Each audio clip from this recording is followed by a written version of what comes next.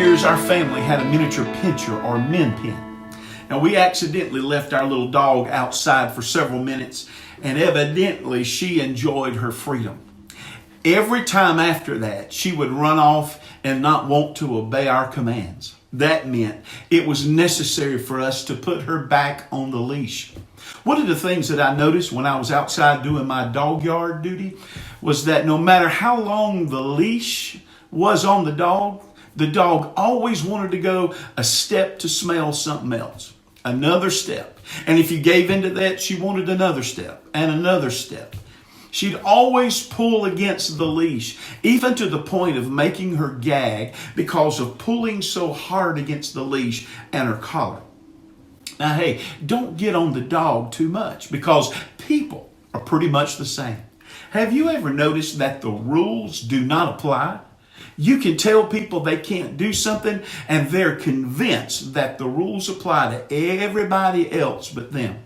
I was in a place of business one Saturday. That business closed at 5 o'clock. At 5 o'clock, they locked the doors. The hours were clearly marked on the door, but the people pulled on the doors, shook the doors, even stood there looking in the window. I've had people blow their car horn at me, wave at me with their middle finger, if you know what I mean, because I did not turn right on red. Oh yeah, that big sign next to the red light that says no right turn means that you can't turn right on red. Do you ever wonder if God thinks the same thing about us when we keep pulling against the guidelines that He's established? God says no to certain things, but we're just like my little dog. We keep on pulling against those things in hope that God will let us go just a little farther. The only problem is that once we go a little farther, we still want to go just a little farther and just a little farther.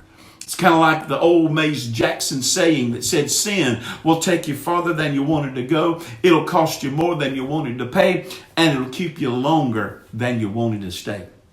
Remember, the guidelines from the Lord are not there to make your life miserable or to keep you from having fun. They're there to provide for you the best life possible, considering all things. And they are there to protect you from dangers that lurk out there that you cannot see. Sin may be fun for a season, but it usually comes with a price tag. So just ask the drug addict, the alcoholic, the one addicted to pornography, addicted to gambling, and I could go on and on with that list. So the next time that you try pulling against the leash of the guidelines, remember they are there to help you and they're there for your protection. This is Curtis Terry reminding you that continuing to pull against them without backing off will surely lead to strangulation. And how many knows that ain't good? Hey, it's just a thought.